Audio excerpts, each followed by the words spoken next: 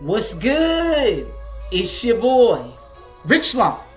And I just came here, you already know, to keep it real.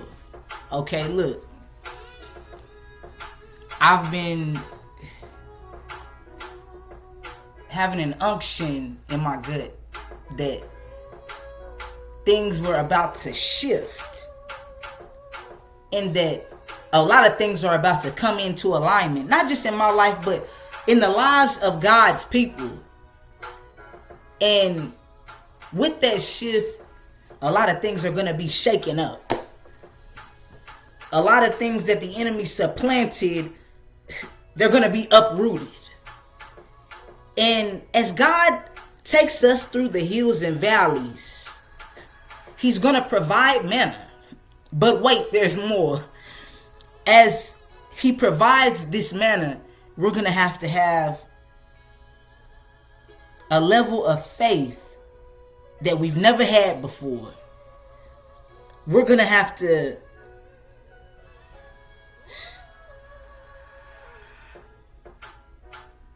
drop everything and follow Him. That was a word yesterday.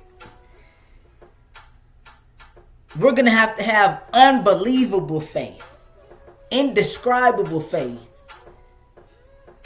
We're going to have to go through some places that we usually wouldn't have gone through. We're going to have to meet some people that are going to shake up a few things in our life. We're going to have to go through our process. And as God is processing you and the pressing begins and the oil begins to be produced, you're going to walk with a certain level of grace. Do you hear me? Because right now, we're under God's grace.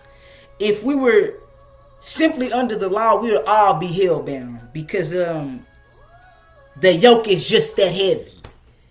You know what I mean? We fall short of God's glory every day. But I'm hearing in this season that we're going to mount up with wings and soar with eagles.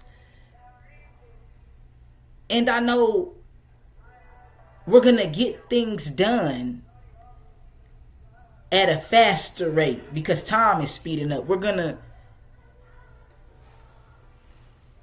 have a lot of patience with the people around us because maybe God's not speaking to them in the way that He's speaking to you or to myself. Maybe He hasn't given them the revelations that He's given you.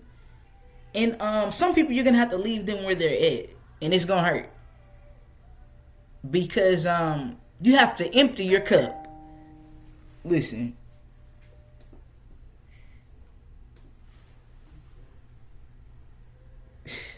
You're going to have to empty your cup. You know, we had a word yesterday, and it said that the blessing would be so big, the catch would be so big. In this passage, we were talking about the fishermen, and that they were shifting and going from fishermen to fishers of men. So that the catch was so big that they needed to go unto others and share the blessing, you know. And God has been ministering to us that partnership and connection is important, but not just with anybody, because we don't want to be ensnared. We don't want the enemy to have an open door and open access to us. So a lot of people are going to have to get left behind. And that's painful. You know what I'm saying? It's not fun having to depart from people that you care about. But God's plan is bigger than that. It's bigger than them. It's bigger than you. it's bigger than that last season that you met them in, and it's bigger than those soul ties. It's bigger than the plans you have for yourself. When God has his hand on you and you're disobedient, he will turn everything in your life upside down. When he knows he has a plan for you, he will do everything in his power to make sure that nothing comes to fruition other than his plan. You know, you might even lose your life trying to run from this thing. So it's better to just be obedient. Trust me. It's better to die to self. You feel me?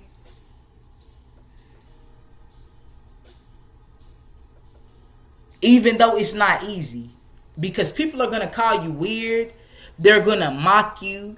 They're going to pick at you. They're going to ridicule you. They're going to leave you out. You won't get invited. They're not going to have you as their first choice. They're going to be embarrassed. They're going to be embarrassed of you.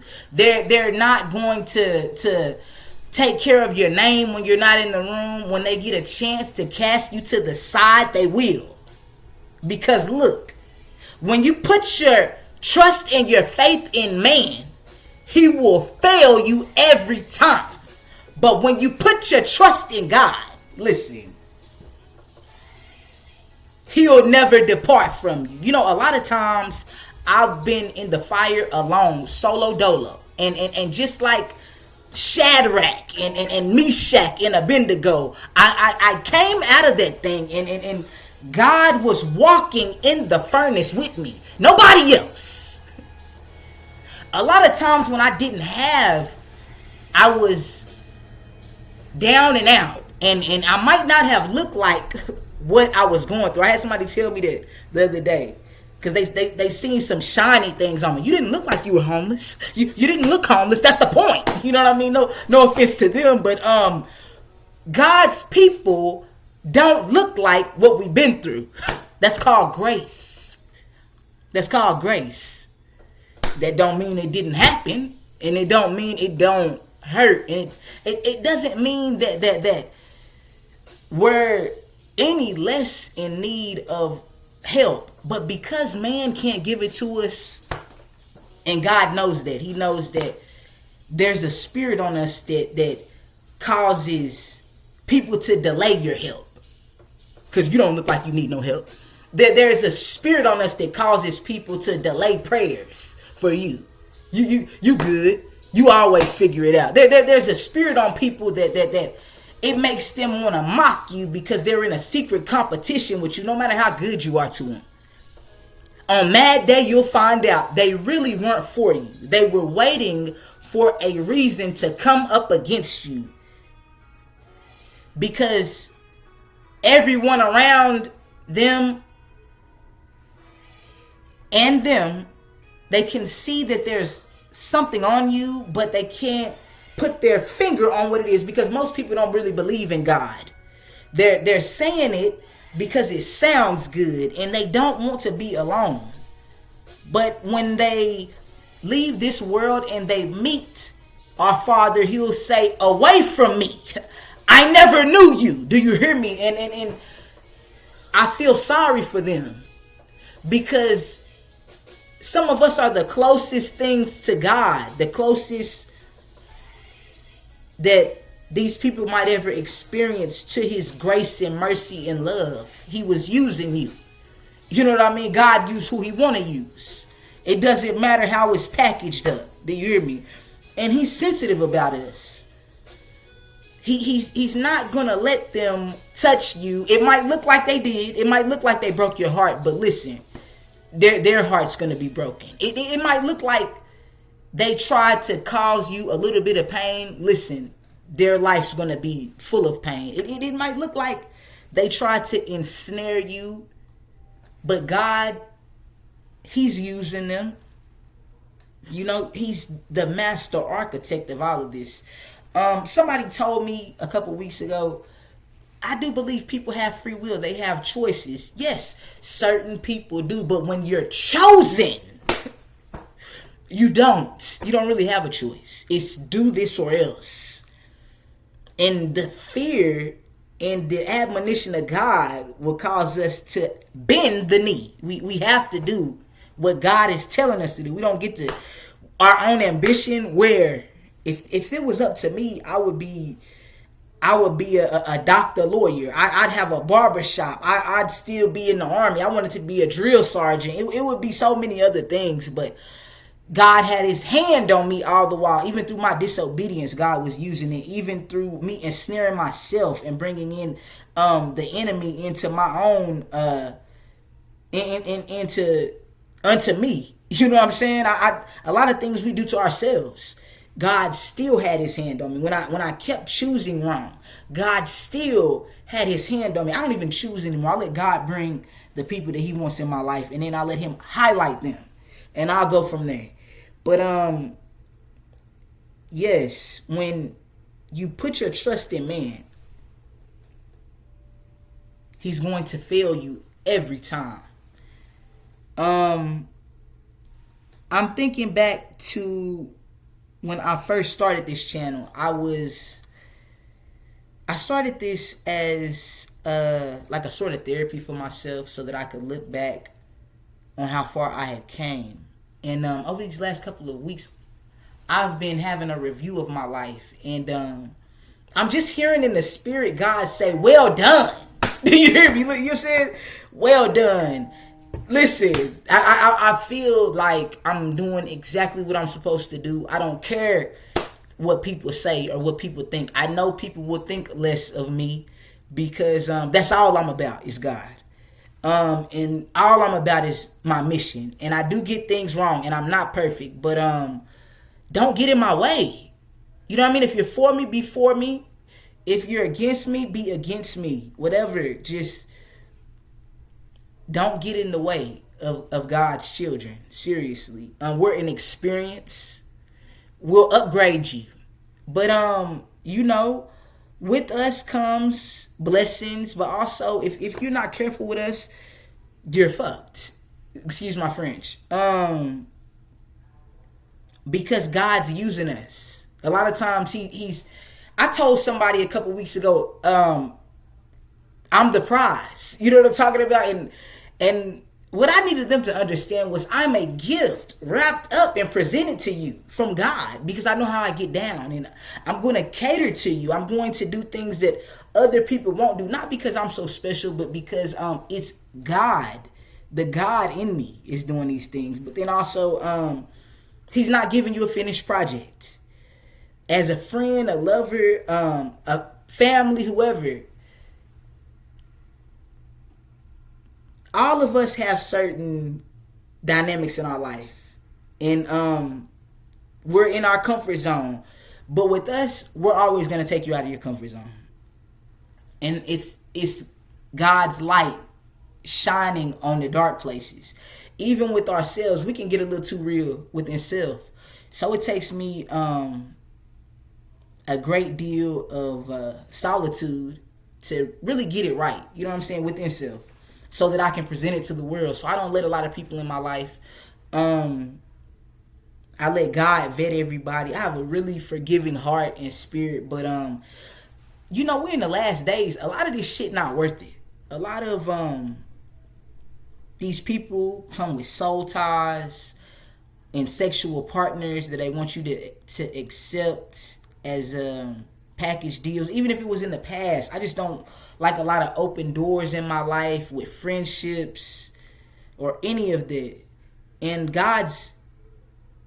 he's working on me, because you're gonna have to accept some things. But I'm just in a season where if it don't look right, I have to say it. You know what I'm saying? And people can't accept that, and I'm okay with that, because it's a blessing. You know what I mean? We're all interfacing with each other, and iron sharpens iron. Metal sharpens metal. You feel me? All things are working. And I just pray over the people that are designated in my life. I pray over the people that God is sending to me as companions and friends. And I pray God's grace and mercy over them, because I know I can be a lot. And we come with a lot. But the blessing, oh my God, the blessing. What did they say? The harvest is plentiful, but the laborers are few. You know what I mean? You gotta work for something out here. And hey, I know somebody like me. I'm completely versed on this thing, and I'm very much worth any processes that God puts you through to be in my life. And I would hope that the class of people that I'm meeting now, whatever their function is, I would hope that they are worth the process that it will take for us to have cohesion. And I just pray God be in all connections that are in my life at this time.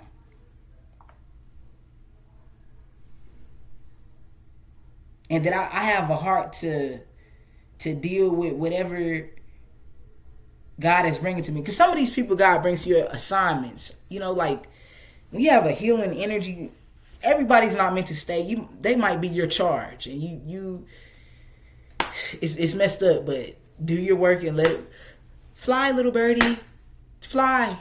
You know what I mean? But I'm not gonna hold y'all too long. I gotta go to work. My phone ringing off the hook. It's your boy, Rich Long, and I'm signing off. I'll be back ASAP like Rocky. One.